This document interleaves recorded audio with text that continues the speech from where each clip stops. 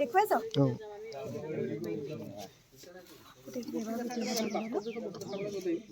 শব্দ বনাব পাৰি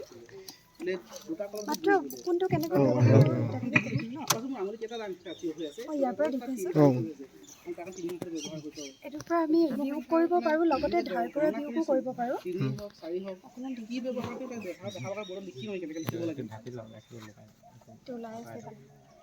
দেখুৱাই নিদিওঁ এনেই দেখুৱাই দিওঁ এইটো ধাৰ কৰা ভিউ কৰিবলৈ হ'লে মানে এইফালে ধৰক তলত ন হ'ল এটা দেখুৱাই দিওঁ ন ইয়াৰ ঊৰ্ধ্বকম আৰু অধকমৰ ঊৰ্ধ্বকম আৰু অধকমক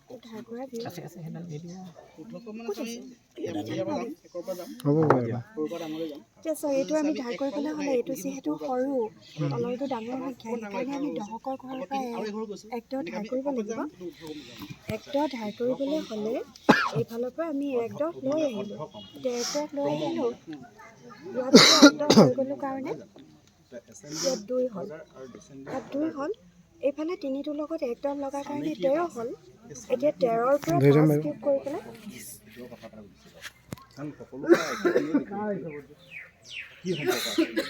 13ৰ পৰা 5 কিউব কৰি পেলাই ইয়াত বহাব পাৰিম তাৰপিছত এইফালে 3 দহ আছিল 3 দহৰ পৰা 1 দহ যিহেতু লৈ গ'লোঁ তাত 2 দহ থাকিল 2 দহৰ পৰা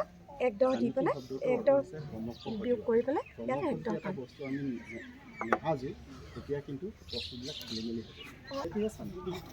এইটো যুগৰ ধাৰণা এইটো সাধাৰণ যুগো কৰিব পাৰি সাধাৰণ যুগবোৰ এনেকৈ কৰিব পাৰোঁ কিন্তু যেতিয়া উপলোৱা হয় উপলালে মানে 1 দহটো তেওঁলোকে ইয়াতে বহাই দিয়ে ইয়াত লিখিলে মানে 10 হ'লে মানে ধৰক 1 0 10 1 দহটো আমি দহকৰ ঘৰলৈ লৈ গ'লোঁ দহকৰ ঘৰৰ দহকৰ লগত যোগ কৰি পেলাই ইয়াত চানেকিৰ লগত কি সম্পৰ্ক আছে চানেকিৰ লগত সম্পৰ্ক যেতিয়া এটা বস্তু ক্ৰমশ সজোৱা হয় তেতিয়াহে আমাৰ ধাৰণাটো এইটো হৈছে স্বৰ বৰ্ণৰ সৈতে চিনাকি লগতে স্বৰ বৰ্ণৰ স্বৰ চিহ্নৰ সৈতেও চিনাকি তেওঁলোকৰ এইখিনি আমি এনেকুৱাকৈ স্বৰ বৰ্ণটো আৰু স্বৰ চিহ্নৰ সৈতে চিনাকি কৰিব পাৰোঁ লগতে কেনেকৈ ব্যৱহাৰ কৰিব পাৰি তেনেকৈ আমি ইয়াত লিখি দিব পাৰোঁ ধৰা এইটো ক লগত দীৰ্ঘইকাৰ কেনেকৈ মিলাম এতিয়া ইয়াত যদি আমি কটো লিখি দিওঁ কত দীৰ্ঘইকাৰে কি তেনেকৈ আমি এনেকৈ ব্যৱহাৰ কৰিবলৈ শিকোৱাৰ পিছত ছাত্ৰ ছাত্ৰীসকলক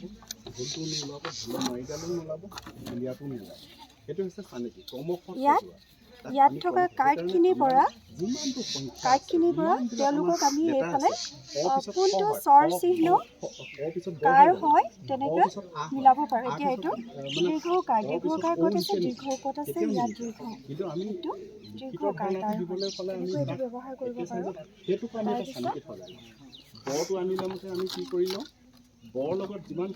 এইকেইটা সংখ্যাৰ শিকাবলৈ কাৰণে আমি সংখ্যাৰ লিখিত যিটো ৰূপ আমি গণিতৰ যিটো ব্যৱহাৰ কৰোঁ চিম্বল শিকাবলৈ কাৰণে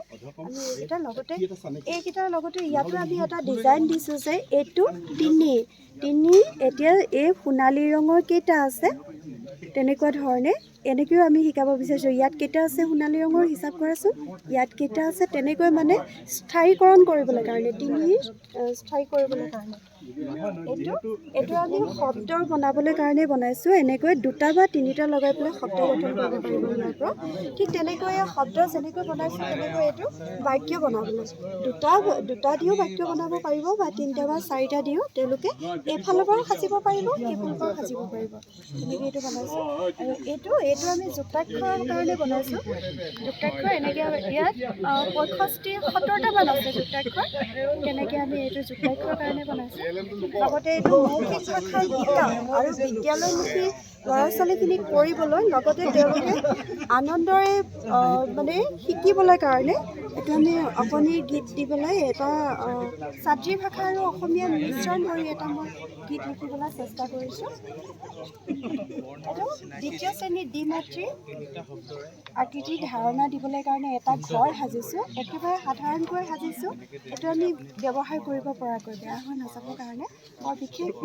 ডিজাইন দিয়া নাই একেবাৰে সহজকৈ সাজিছোঁ লগতে এইটো এইটো আমি 1ৰ পৰা 99লৈকে আৰু ইংৰাজী 1ৰ পৰা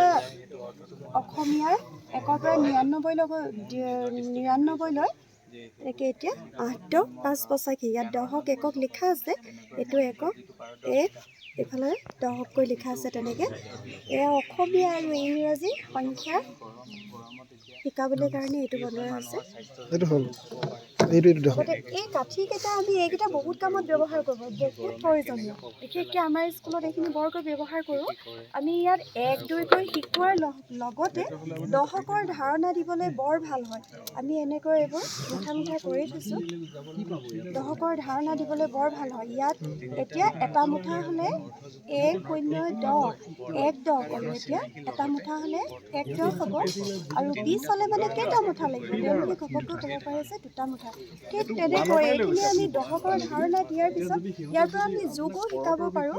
বিয়োগো শিকাব পাৰোঁ লগতে আমি পূৰণো শিকাব পাৰোঁ পূৰণ কেনেকৈ শিকাব পাৰি মই এতিয়া কৈ দিছোঁ অকণমান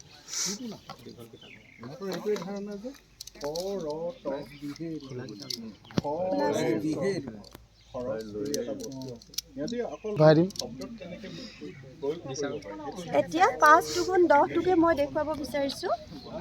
এতিয়া 5 আমি 5 কৰিম 5 2 লৈ 5 লৈ লওঁ 1 2 3 4 5 এতিয়া আমি কিমান কৰিব লৈছোঁ 5ৰ লগত 2 পূৰণ কৰিব বিচাৰিছোঁ যদি পৰা নাই খেলৰ মাধ্যমত 2 পূৰণ কৰিব লৈছোঁ 5 2 10 দেখুৱাব বিচাৰিছোঁ এতিয়া তোমালোকে চোৱা এই কাঠিকেইডালে ক'ত কাটিছে হিচাপ কৰি যাবা 1 2 3 4 5 6 7 8 9 10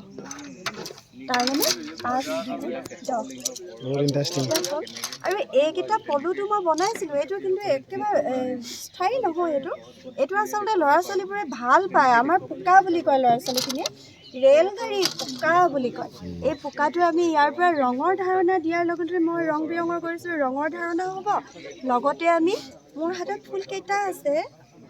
তেওঁলোকে ক'ব এটা কাৰণ তেওঁলোকে জানেই এইখিনি শিকি আহে ঠিক তেনেকৈ আমি এনেকৈ হাতে লৈ পেলাই দেখুৱাব পাৰোঁ তেনেকৈ তাৰপিছত যেতিয়া তেওঁলোকে জানিব যে এই হিচাপ কৰিব পৰাৰ পিছত আমি সংখ্যাটোৰ সৈতে পৰিচয় কৰাই দিব পাৰোঁ লগতে ইয়াৰ পৰা আমি যোগ বিয়োগো কৰিব পাৰোঁ ঠিক তেনেকৈ এইকেইটাৰ দৰেই ফুলখিনিও আমি এৰুৱাই তেওঁলোকক শিকাব পাৰোঁ ৰঙৰ ধাৰণাৰ লগতে বাকীখিনিও হ'ব আৰু এইখিনিৰ পৰা আৰু এটা আছে মোৰ এইফালে বিগ বুক ইংৰাজী বিচাৰ প্ৰক্ৰিয়া ইতিমধ্যে সমাপ্ত হৈছে মই সকলো শিক্ষক শিক্ষয়িত্ৰীকে নিজৰ জনাইছোঁ আমি মাত্ৰ 5 মিনিটৰ ভিতৰত আমি ক্লাষ্টাৰ মিটিঙৰ কথাকেইটা শেষ কৰিম মানে আপোনাৰ বিচাৰকে ৰিজাল্ট দিয়াৰ সময় আগতে আমি ক্লাষ্টাৰ মিটিংখন শেষ কৰিব লাগিব গতিকে সকলোকে নিজৰ নিজৰ আসনত আসন গ্ৰহণ কৰিবৰ কাৰণে অনুৰোধ জনাইছোঁ সময়ো যথেষ্ট হৈছে ইতিমধ্যে বাজিছেই আৰু মানে পোচাকৰ সৈতে তেওঁলোকক মানে প্ৰতিচ্ছবি আমাৰ বামুণবাৰী চাহ বাগিচা প্ৰাথমিক বিদ্যালয় সান্তনা বৰা